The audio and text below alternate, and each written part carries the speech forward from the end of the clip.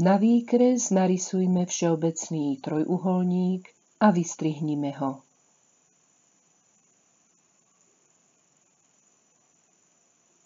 Vrcholy tohto trojuholníka pomenujme A, B, C. Trojuholník zavesme na niť uviazanej v bode A.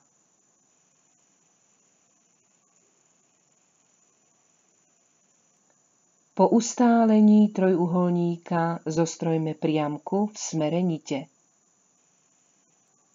Priamka prechádza bodom A a protiľahlú stranu trojuholníka pretne v bode A1. Úsečku A1 nazývame ťažnica trojuholníka.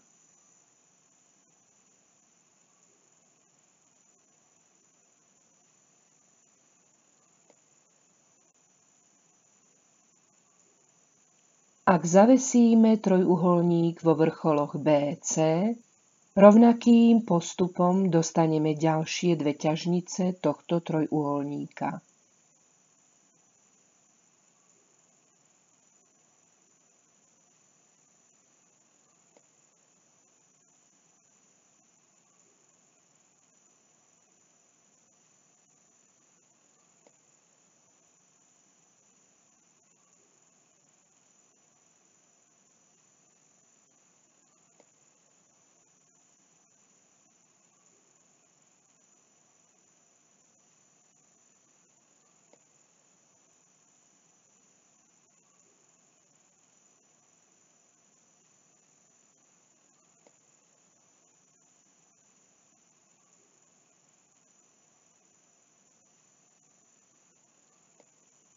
Veľmi ľahko sa možno presvedčiť, že body A1, B1 a C1 sú stredy príslušných strán trojuholníka.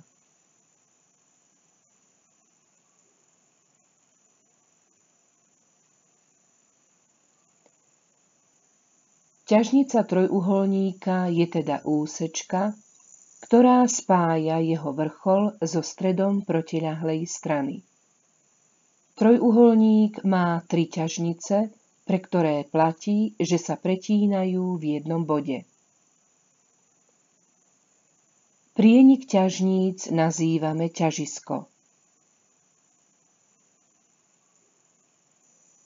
Daný je trojuholník ABC, jeho strany označme malé a, B, C. Zostrojme ťažnice tohto trojuholníka. Najprv nájdime stredy strán. Môžeme ich nájsť meraním alebo pomocou osí strán trojuholníka.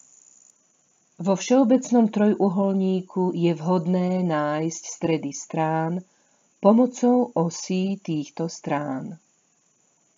Zostrojme os úsečky AB, označme ju O1.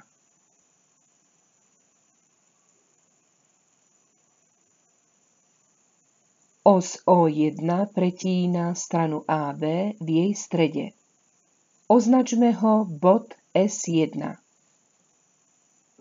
Podobne nájdime stredy zvyšných dvoch strán trojuholníka.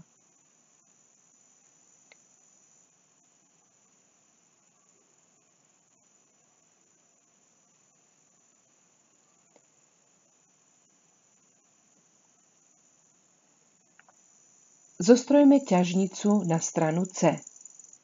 Je to úsečka CS1, pomenujme ju TC. Ťažnica na stranu B je úsečka BS3, pomenujme ju TB. Ťažnica na stranu A je úsečka AS2, pomenujme ju TA. Všetky 3 ťažnice trojuholníka sa pretínajú v bode T, ktorý nazývame ťažisko. V každom trojuholníku platí, že ťažisko delí všetky 3 ťažnice v pomere 2:1, pričom dlhšia časť je medzi vrcholom a ťažiskom a kratšia časť je medzi ťažiskom a stredom strany.